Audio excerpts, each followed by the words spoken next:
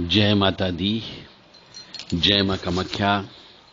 ओम ह्रीं दुं दुर्गाय नमः। ओम ऐं ह्रीं क्लीं चामुंडाय विच्चे।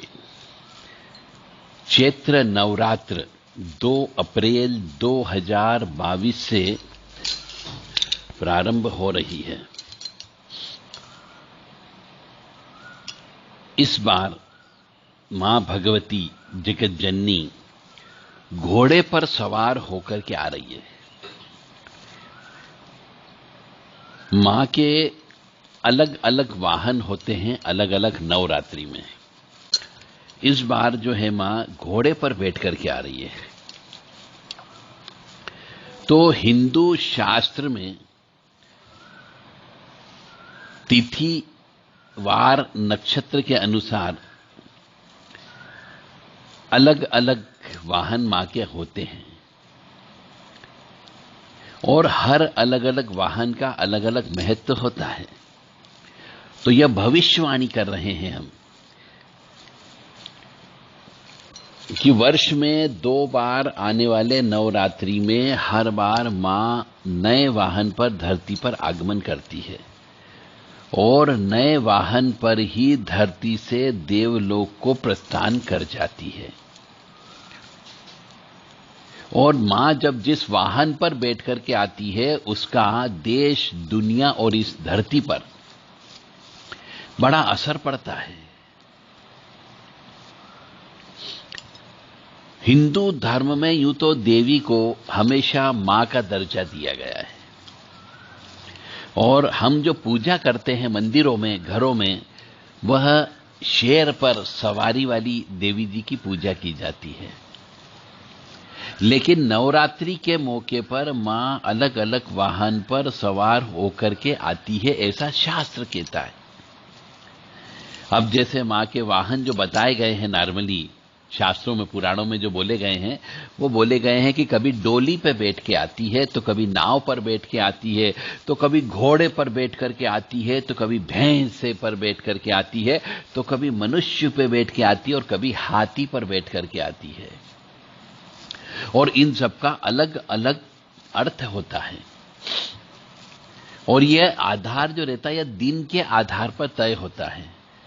तो मां का वाहन नवरात्रि में सोमवार या शनिवार से शुरू हो रहे हों तो मां का वाहन हाथी होता है और यदि नवरात्रि शनिवार या मंगलवार से शुरू होती है तो मां का वाहन घोड़ा होता है और यदि नवरात्रि गुरुवार या शुक्रवार से शुरू होती है तो मां डोली में बैठ करके आती है और बुधवार से आरंभ हो रही होती है तो मां नाव पर सवार होकर के आती है। तो इन तथ्यों से यह पता लगता है कि मां के वाहन अलग अलग हैं। मतलब मां जब हाथी पे सवार होकर धरती पर आती है तो ज्यादा पानी बरसता है, इसका अर्थ यह होता है। यह रहस्यमय ज्ञान है। आप हर बार नवरात्रि मनाते हो परंतु मां के बारे में जानना ही नहीं चाहते या कोई आपको बताना नहीं चाहता या फिर आप जानने की कोशिश भी नहीं करते कि ऐसा भी होता है क्या। तो जब मां हाथी पर सवार होकर के आती है तो ज्यादा पानी बरसता है और घोड़े पर सवार होकर के आती है तो युद्ध के हालात पैदा होते हैं और यदि नौका पर सवार होकर के आती है तो सब अच्छा होता है और शुभ फलदायी होती है। परंतु यदि मां डोली में बैठकर आती है तो महामारी होती है, तांडव होता है, संहार का अंदेशा होता है। तो इस वर्ष अभी चैत्र की नवरात्रि जो 2 तारीख से प्रारंभ होने वाली है इसमें मां घोड़े पर सवार होकर के आ रही है और इसका अर्थ यह होता है कि युद्ध की संभावना बन रही है। गृह युद्ध भी हो सकता है और भारत का अन्य देशों से युद्ध भी हो सकता है और देश दुनिया में भी अभी युद्ध ही चल रहा है और युद्ध चल रहा उससे अन्य देश तकलीफ भी भोग रहे हैं।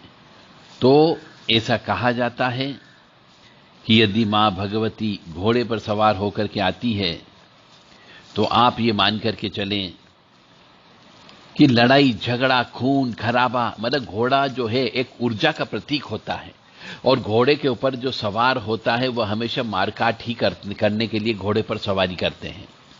तो आप ये मान करके चलें आगे आने वाला समय बहुत भारी समय आने वाला है।